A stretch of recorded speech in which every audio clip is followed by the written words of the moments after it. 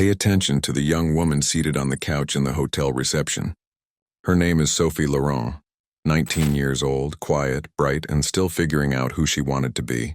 Beside her sits Thomas Carr, 41, confident and calm. To anyone watching, they might look like an odd but harmless couple.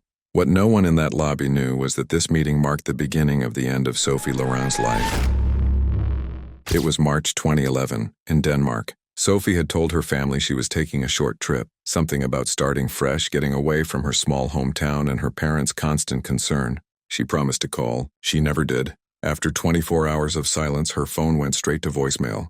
Her mother, Anne Lorent, grew anxious, then desperate. By the second day, she went to the local police station in Vidover and filed a missing person report.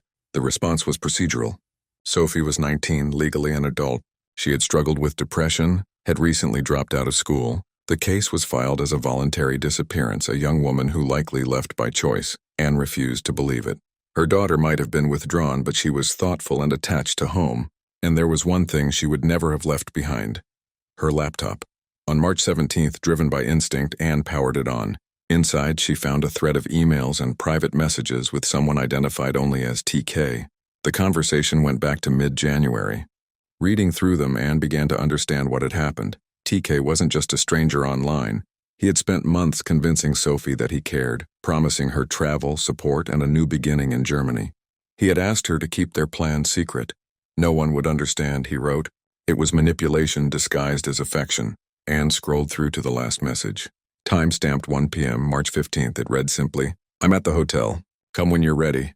Anne printed the emails and carried the laptop straight to the police. Everything changed that day. Investigators traced the message to a small property 45 kilometers north, in Helsingør, the Havnegade Budget Hotel. They pulled the guest log for March 15th. Room 314 had been booked under the name Thomas K. initials that matched the messages. Security footage showed it all. At 2:40 p.m., Sophie entered the lobby and sat on a couch, nervously checking her phone. At 2:48, Thomas Carr arrived, signed in, and greeted her. 8 minutes later, the two were seen heading up the stairs to the third floor, room 314. After that, the camera never captured Sophie again. Carr left the next afternoon, alone. By March 20th, detectives were at his home in Roskilde. He was polite, cooperative, almost detached. At first, he claimed not to know anyone named Sophie Lorent. When shown the security stills, his story changed. Yes, he said, they had met online. Yes, they'd spent some time at the hotel. But according to him, they had argued. She had unrealistic expectations, and she left that night. He stayed behind, slept, and checked out the next day. It was simple.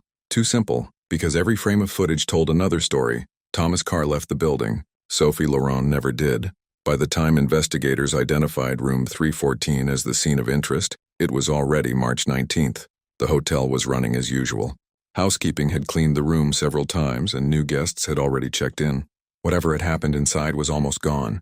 Still, a forensic team was dispatched. When they arrived, the room looked ordinary. Fresh linens, folded towels, the faint smell of disinfectant. But under the surface, the room held secrets. Using luminol and high-intensity lighting, technicians uncovered faint traces. Tiny specks that glowed pale blue under the chemical mist. They clustered near the bathroom drain and more near the bed frame. DNA testing confirmed what investigators feared. The blood belonged to Sophie Lorent. Thomas Carr's story, that she had left unharmed, was collapsing. 3 days later, on March 23rd, a cadaver dog was brought into the hotel. The animal moved quietly through room 314, nose to the floor. It passed the bed, paused in the bathroom, and then stopped, frozen, before the closet by the door. The signal was clear. The scent of decomposition had once been there. Whatever had happened, Sophie had been injured in that room, and for a time, hidden inside it. Police now knew she hadn't simply walked away. Someone had cleaned the room, removed evidence, and taken her body. Their attention turned to Thomas Carr's vehicle, a dark blue Volkswagen Passat. On March 22nd, it was impounded and examined from bumper to trunk. At first glance, the car was spotless. But the trunk told another story. Forensic analysts found strands of long blonde hair tangled in the carpet lining.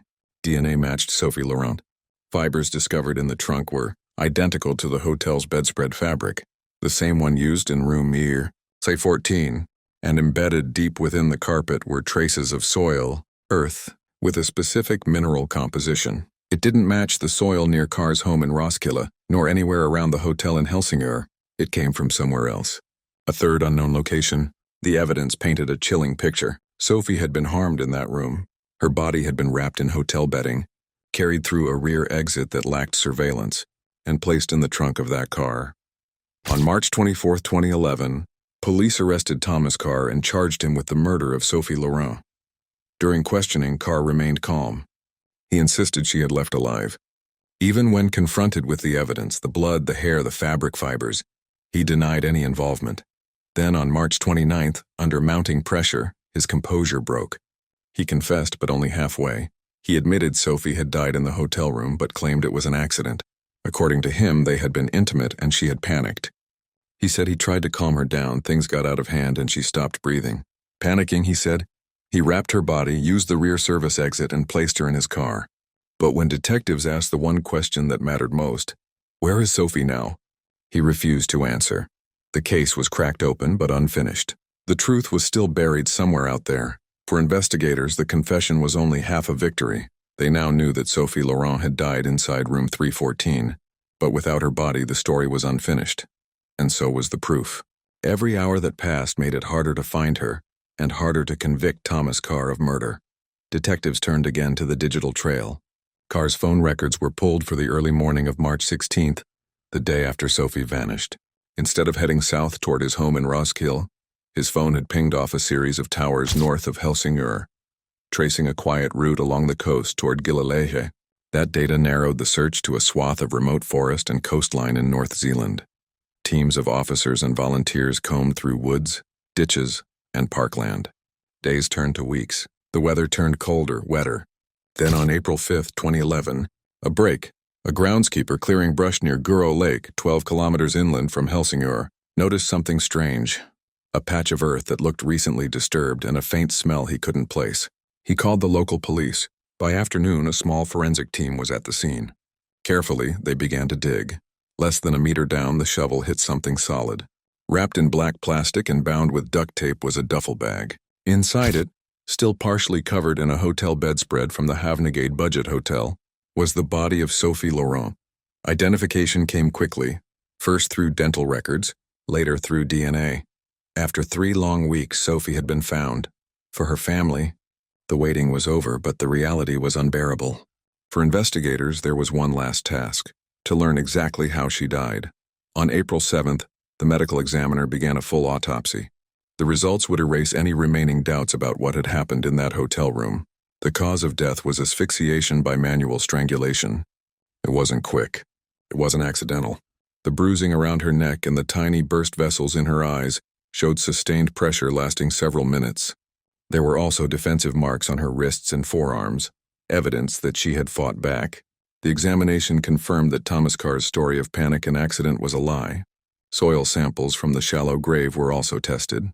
They matched perfectly with the soil found in the trunk of his Volkswagen Passat. Even the tire impressions near the burial site matched his vehicle's tread pattern. Piece by piece, the puzzle was complete. Every line of evidence led straight back to him. By early September 2011, 6 months after Sophie's disappearance, the case of Thomas Carr went to trial in the Copenhagen District Court. For the prosecution, the story was clear and complete. A deliberate deception, a violent act, and a careful attempt to erase its traces. The evidence was overwhelming. Forensic tests had connected Sophie's blood to room 314. Her hair and the hotel's bedding were found in Carr's trunk. Soil from the burial site matched particles collected from his car, and the autopsy had ruled out every trace of accident or panic. The court heard how Carr, a 41-year-old software engineer, had spent months grooming Sophie online, offering her attention, freedom, and a future that never existed. He used the illusion of safety to lure her away from her family and into isolation. Then, when she wanted to leave, he made sure she never could. Throughout the trial, Carr showed little emotion. He repeated the same claim, that Sophie's death had been a tragic mistake. His defense argued he was overwhelmed, unstable, perhaps not in full control of himself. But court-appointed psychiatrists disagreed. They found him entirely competent, methodical, and aware of his actions. The prosecution described him as a cold, calculating predator, not a man who panicked. And as the evidence was read aloud, piece by piece, the narrative he had built fell apart. On November 22, 2011, the verdict was delivered. Thomas Carr was found guilty of premeditated murder.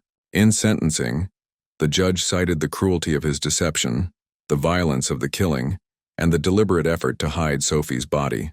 He was given life imprisonment, which under Danish law meant a minimum of 16 years before any chance of parole. He did not appeal. For Sophie's mother, Anne Lorent, justice, at least in the legal sense, had been done. But the loss remained unhealed.